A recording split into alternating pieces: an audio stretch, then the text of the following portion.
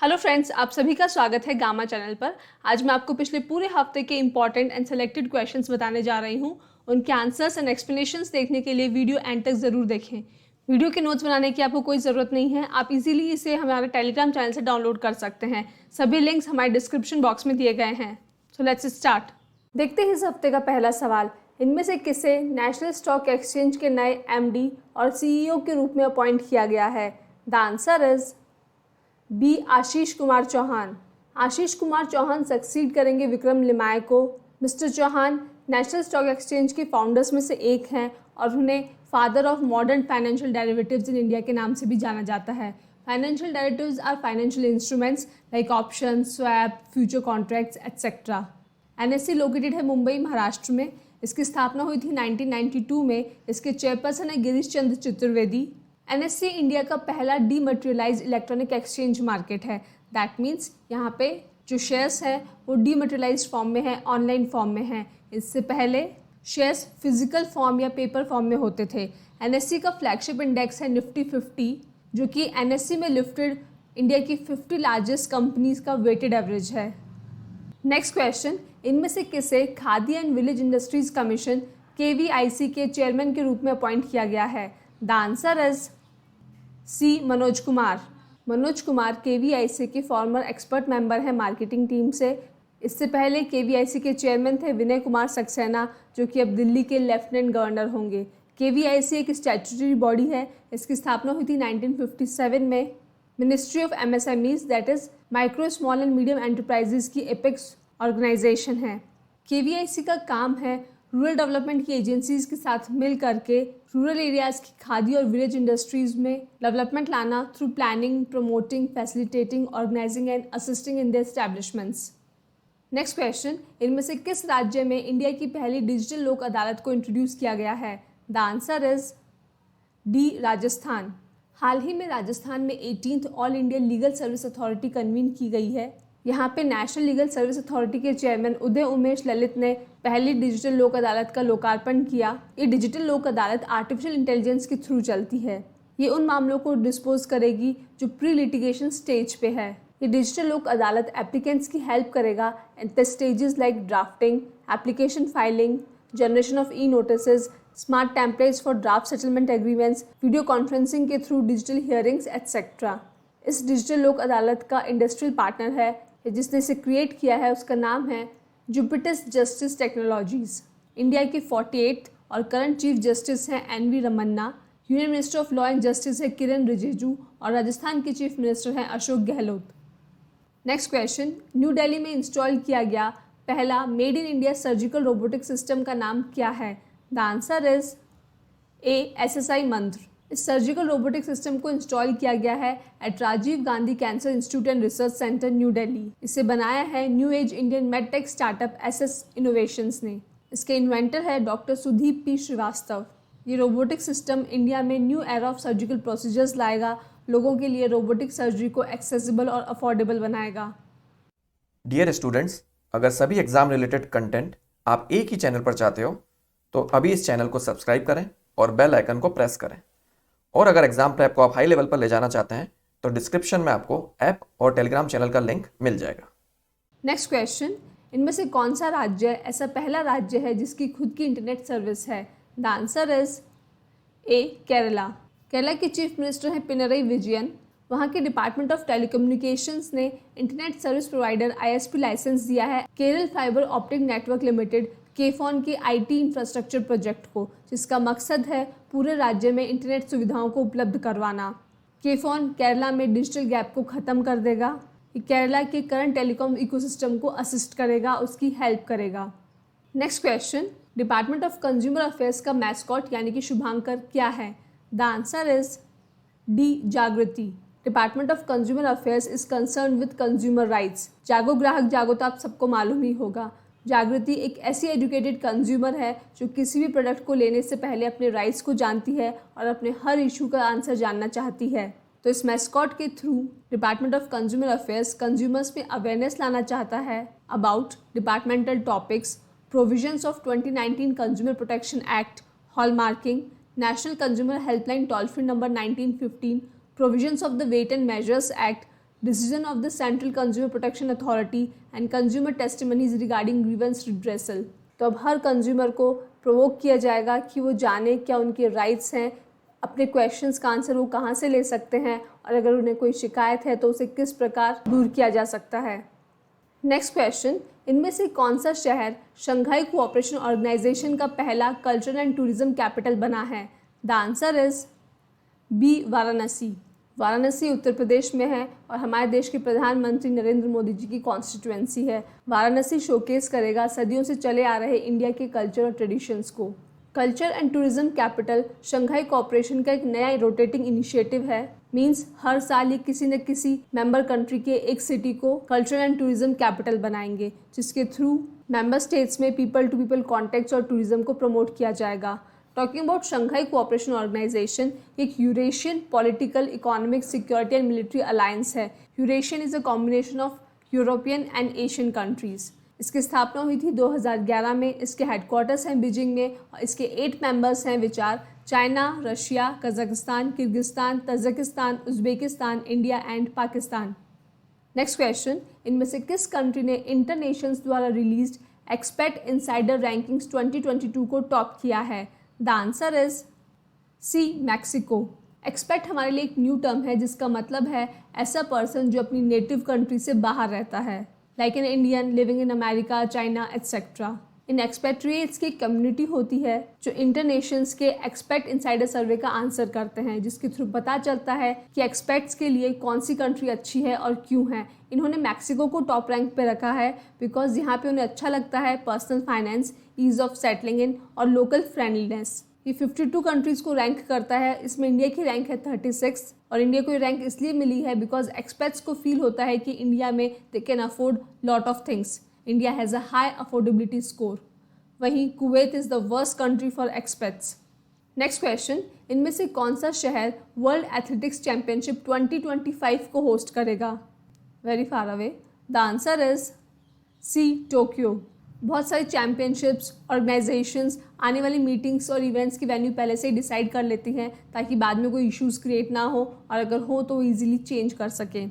Just like Olympics, world athletic championship भी एक highest level championship है of senior international outdoor athletics competition for track and field athletics globally. इसमें marathon running और race walking को भी include किया गया है। इस साल की चैंपियनशिप होने जा रही है ओरेगोन, यूएसए में। Neeraj Chopra is also participating there. Next year होगी बुडापेस्ट, हंगरी में। 2024 वाली होगी मेडुलिन एंड पूला, क्रोएशिया में। 2025 की टोक्यो में होगी और 2026 की होगी तलहसी, फ्लोरिडा में। नेक्स्ट क्वेश्चन, इनमें से किसने सिंगापुर ओपन 2022 का टाइटल जीता है? The answer is C, PV Sindhu. Badminton world federation 7 BWF world tour super 500 events करता है। उसी में से एक इम्पॉर्टेंट स्पोर्ट है सिंगापुर ओपन, जिसे 2018 से रिकॉग्नाइज किया गया है। पीवी सिंधु ने इस टाइटल को जीता है against Asian champion Wang Zhi of China और ये उनके करियर का फर्स्ट सुपर 500 टाइटल है।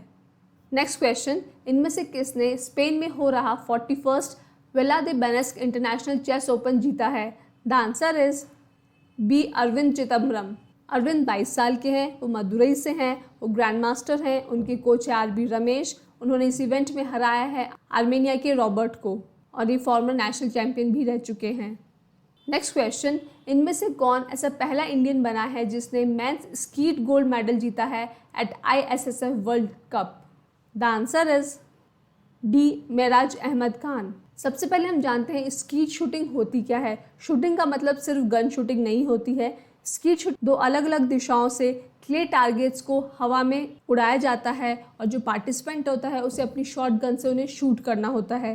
ये टारगेट्स अलग अलग एंगल्स और अलग अलग स्पीड पे थ्रो किए जाते हैं। तो उत्तर प्रदेश के 46 ईयर्स के मिराज अहमद खान ने इस चैंपियनशिप को जीता है कोरिया के मिनसू किम को हराकर। नेक्स्ट क्वेश्चन, इनमें से किस तारीख को Nelson Mandela international day observe किया जाता है? द आंसर इज ए, 18 जुलाई। जैसे हमारे देश के गांधी जी हैं वैसे ही साउथ अफ्रीका के लिए नेल्सन मंडेला है। 18 जुलाई को उनका जन्म हुआ था। वो साउथ अफ्रीका के पहले ब्लैक प्रेसिडेंट बने थे। His tenure was from 1994 to 1999। South Africa शुरू में एक ब्रिटिश कॉलोनी थी। वहाँ पे शुरू से ही ब्लैक्स को काफ़ी सफ़र करना पड़ता था, काफ़ी स्ट्रगल करना पड़ता था फॉर देयर राइट्स, और नेल्सन मंडेला ने उन ब्लैक्स के राइट्स के लिए लड़ाई करी। उन्हें नोबेल पीस प्राइज़ मिला था इन 1993। इस साल इस इवेंट की थीम है do what you can with what you have where you are. Very inspiring, very motivating. Next question, इनमें से किस तारीख को world day for international justice observe किया जाता है? The answer is 17 July. 17 जुलाई 1998 में 120 कंट्रीज़ ने एक ट्रीटी साइन की थी जिसका नाम था the Rome statute of international criminal court, जिसके द्वारा 1 जुलाई 2002 में international criminal court ICC came into being. ICC के हेडक्वार्टर्स है हेग, नीदरलैंड्स में। ICC यूनाइटेड नेशंस के ICJ से अलग है, इंटरनेशनल कोर्ट ऑफ जस्टिस, जो कि स्टेट्स और कंट्रीज़ के बीच में डिस्प्यूट्स को सुनता है। ICC इंडिविजुअल्स को प्रोसिक्यूट करता है, वहीं ICJ कंट्रीज़ को प्रोसिक्यूट करता है। ICC is the first and only permanent international court with jurisdiction to prosecute individuals for the international crimes of genocide, crimes against humanity, war crimes and crimes of aggression. Next question, इनमें से किस तारीख को international moon day observe किया जाता है? The answer is B 20 जुलाई। दूसरी countries के लिए इंटरनेशनल मून डे होगा, इंडियंस के लिए तो ये प्यारे चंद्रमामा दिवस ही है। 20 जुलाई ये वो तारीख है जब 1969 में पहली बार किसी मनुष्य ने चांद पर पांव रखा था, and he was Neil Armstrong with his friend Buzz Aldrin. Neil Armstrong Buzz Aldrin से 11 मिनट पहले चांद पर उतरे थे, इसलिए he is the first person. ये दोनों अपोलो 11 से वहाँ पहुँचे थे। If you talk about India, Rakesh Sharma was the first and only Indian citizen जो कि मून पे या स्पेस में पहुँचे थे। इसके अलावा जो भी इंडियंस गए हैं वो इंडिया से रिलेटेड हैं, they were not Indian citizens. Like Kalpana Chawla, she was not Indian citizen. तो सोवियत यूनियन ने एक प्रोग्राम चलाया था जिसका नाम था सोवियत इंटर कॉस्मोस, जिसके तहत वो अपने फ्रेंडली नेशंस को एक चांस देते थे टू गो टू स्पेस, और उसी की वजह से Rakesh Sharma was able to go there from Soyuz T11 on 3 April 1984। तो 1969 से moon has been the target of several expeditions and exploration activities. इसलिए इस साल से इंटरनेशनल मून डे को ऑब्जर्व किया जाएगा to educate and promote the need for exploration of lunar activities. Lunar activities means related to moon and the sustainable use of moon. United Nations ने पहले से ही डिक्लेयर कर रखा है कि जो आउटर स्पेस है उसका यूज़ पीसफुल और सस्टेनेबल मैनर में किया जाएगा। यहाँ पे सस्टेनेबल वर्ड को इसलिए यूज़ किया गया है बिकॉज जब साइंटिस्ट आउटर स्पेस का यूज़ करते हैं, रॉकेट्स, स्पेसशिप्स, सैटेलाइट्स भेजते हैं, एक्सपेरिमेंट्स करते हैं, तो बहुत बार हम आउटर स्पेस में भी कुछ वेस्ट डंप करते हैं जो सैटेलाइट्स यूज़ में नहीं आ रही, वो वहीं रह जाती है। उनके क्या कॉन्सिक्वेंसेज होंगे किसी को नहीं पता है, इसलिए sustainable use is the most important thing. Next question, इनमें से किस तारीख को वर्ल्ड चेस डे ऑब्जर्व किया जाता है? द आंसर इज ए 20 जुलाई। 20 जुलाई 1924 को पेरिस में इंटरनेशनल चेस फेडरेशन FIDE की स्थापना हुई थी, इसलिए इस दिन को चेस डे के रूप में ऑब्जर्व किया जाता है। जानते हैं चेस के कुछ interesting facts. Father of modern chess है Wilhelm Steinitz because he was the first world champion. World के करंट चेस चैम्पियन है मैग्नस कार्लसन। इंडिया के प्रेजेंट और 74th ग्रैंड मास्टर है राहुल श्रीवास्तव ऑफ तेलंगाना। इंडिया के यंगेस्ट ग्रैंड मास्टर है R Praggnanandhaa, और India के पहले ग्रैंड मास्टर थे विश्वनाथ आनंद। नेक्स्ट क्वेश्चन, इनमें से कौन हमारे देश के 15th प्रेसिडेंट चुने गए हैं? The answer is C Droupadi Murmu. Miss Droupadi Murmu पहली आदिवासी महिला हैं जो कि राष्ट्रपति बनी हैं। She is from the scheduled tribe Santali family. Odisha से पहली पर्सन है, और वहीं दूसरी महिला है जो कि राष्ट्रपति बनी है। पहली महिला राष्ट्रपति थी प्रतिभा पाटिल। उनसे पहले राष्ट्रपति थे रामनाथ कोविंद, और इलेक्शन उन्होंने यशवंत सिन्हा को हरा करके जीता है। मिस मुर्मू हमेशा से ही पॉलिटिशियन रही हैं। वो उड़ीसा की गवर्नर थी फ्रॉम 2000 टू 2004, और झारखंड की गवर्नर भी रह चुकी हैं फ्रॉम 2015 टू 2021। हमारे देश में प्रेसिडेंट को चुना जाता है राज्यसभा और लोकसभा के इलेक्टेड मेंबर्स द्वारा, सभी स्टेट्स और union territories of Delhi and Pondicherry की लेजिस्लेटिव असेंबली के इलेक्टेड मेंबर्स द्वारा। प्रेसिडेंट हमारे देश का हेड होता है, फर्स्ट सिटीजन होता है, इंडियन आर्म्ड फोर्सेस का सुप्रीम कमांडर होता है। प्रेसिडेंट का काम होता है कॉन्स्टिट्यूशन को प्रिजर्व, प्रोटेक्ट और डिफेंड करना as per the law of India article 6। Next question, इनमें से किसे BCCI that is board of control for cricket in India के एथिक्स ऑफिसर और ऑम्बड्समैन के रूप में चुना गया है? The answer is D Vineet Saran. इससे पहले विनीत सारन सुप्रीम कोर्ट और हाई कोर्ट के जज रह चुके हैं। वो सक्सीड करेंगे रिटायर्ड जस्टिस DK जैन को। कुछ सालों पहले जस्टिस RM लोढ़ा ने क्रिकेट में कुछ रिफॉर्म्स बताए थे।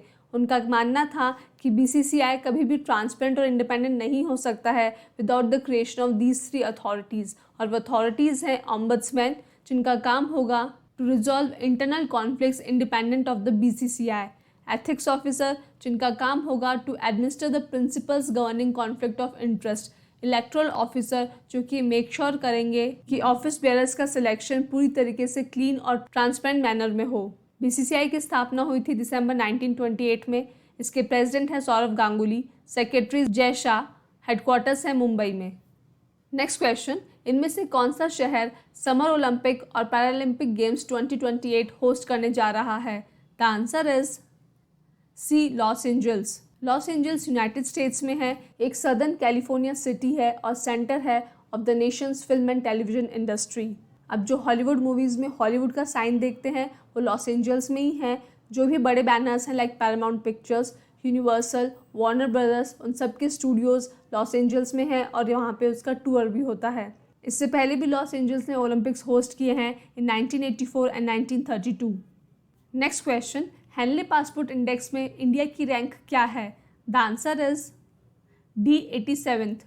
हेनले और उसके पार्टनर्स, जो कि इमिग्रेशन कंसल्टेंसी है, उन्होंने रिलीज़ किया है हेनले पासपोर्ट इंडेक्स, जो कि एक लिस्ट है of the world's most powerful passports for the year 2022। ये इंडेक्स कुछ 199 कंट्रीज़ की पासपोर्ट्स को रैंक करता है on the basis of the number of destinations ये पासपोर्ट होल्डर्स जा सकते हैं without any prior visa approval. इस लिस्ट को टॉप किया है जापान ने, वहीं सेकंड और थर्ड रैंक मिली है सिंगापुर और साउथ कोरिया को। कोविड पैंडमिक से पहले top positions were hold by European Nations, but अब इन एशियन नेशंस ने इस ट्रेंड को चेंज कर दिया है। इस लिस्ट में इंडिया की रैंक 87th आई है बिकॉज इंडियंस अपने पासपोर्ट के साथ सिर्फ 67 कंट्रीज़ में फ्रीली और विदाउट एनी हैसल जा सकते हैं। आपको जानकर आश्चर्य नहीं होगा कि पाकिस्तान की रैंक लास्ट 4 कंट्रीज़ में आती है। नेक्स्ट क्वेश्चन, इनमें से किस तारीख को वर्ल्ड ब्रेन डे ऑब्जर्व किया जाता है? The answer is D, 22 July.